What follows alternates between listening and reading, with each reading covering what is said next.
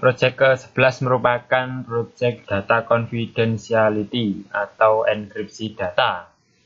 Enkripsi data itu digunakan untuk mengamankan sebuah data yang kita kirimkan ya, baik melalui komunikasi kabel maupun wireless.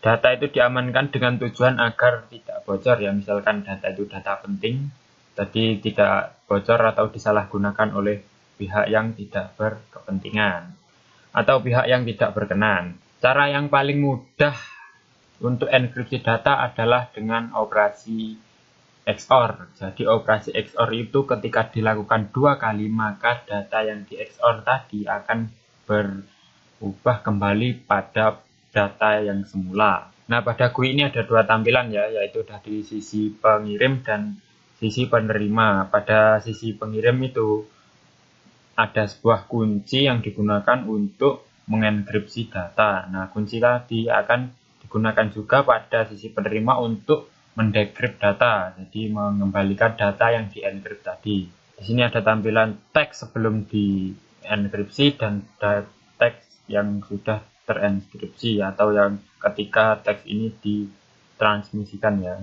di serial komunikasi atau komunikasi yang lain. Baik, kita coba saja menuliskan teksnya. Di sini adalah teks yang akan dienkripsi, kemudian kita tuliskan key-nya atau di sini itu sebenarnya password-nya ya. Itu sembarang angkanya. Nah, ini adalah hasil dari enkripsi teksnya. Untuk mengembalikan enkripsi ini, kita harus menggunakan key yang sama ya, yang digunakan oleh sisi pengirim. Kita decrypt, kemudian teks akan kembali. Misalkan key-nya ini tidak sama, maka data itu juga tidak akan kembali.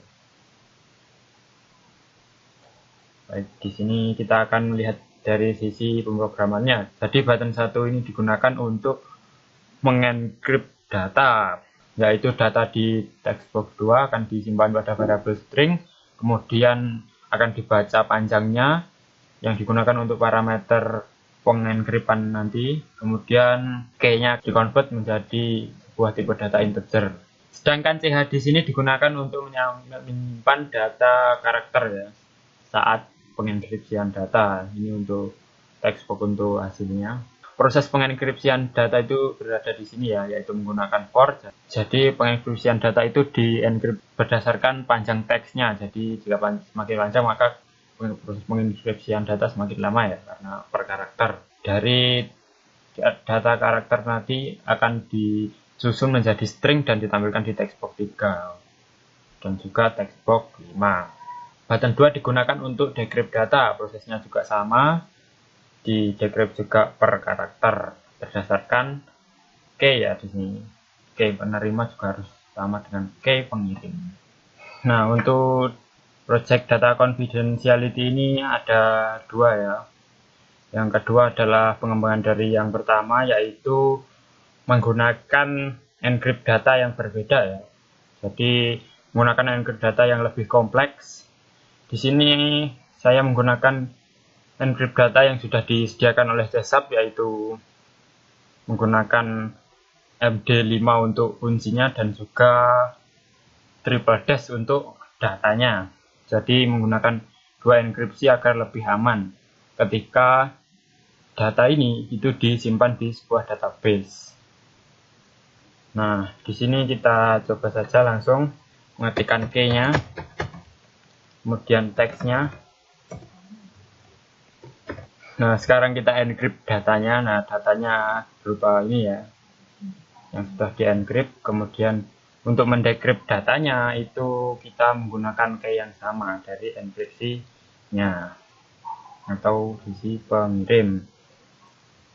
Nah, di sini data akan kembali ya. Ketika key-nya tidak sama, misalkan begini, maka ada peringatan key-nya salah. Nah, kita lihat dari sisi programnya, ketika kita ingin menggunakan enkripsi data dari CSAP itu harus mengincludekan library sistem security cryptography ya. Button 1 ini digunakan untuk encrypt data, yaitu untuk datanya itu kita encoding dulu. baru bisa di encrypt menggunakan triple dash di sini ya. Dengan triple dash itu memiliki beberapa parameter seperti key, modenya, dan paddingnya. Untuk key-nya sendiri itu menggunakan encrypt data MD5. Jadi ini encrypt datanya berlapis. Nah, di sini untuk membuat enkripsinya, kemudian ditampilkan pada tag. Di sini ketika data itu sudah di encrypt, sudah tidak berbentuk string lagi ya, tidak seperti di operasi XOR tadi. Dengan button kedua itu digunakan untuk mendecrypt data. Nah, untuk decrypt data itu juga prosesnya sama. Decrypt MD5 dulu ya. Jadi key-nya itu diolah menggunakan MD5, sedangkan datanya tadi itu di-decrypt menggunakan triple dash di sini ya. Masih sama, menggunakan beberapa parameter yaitu key, mode, dan paddingnya harus sama.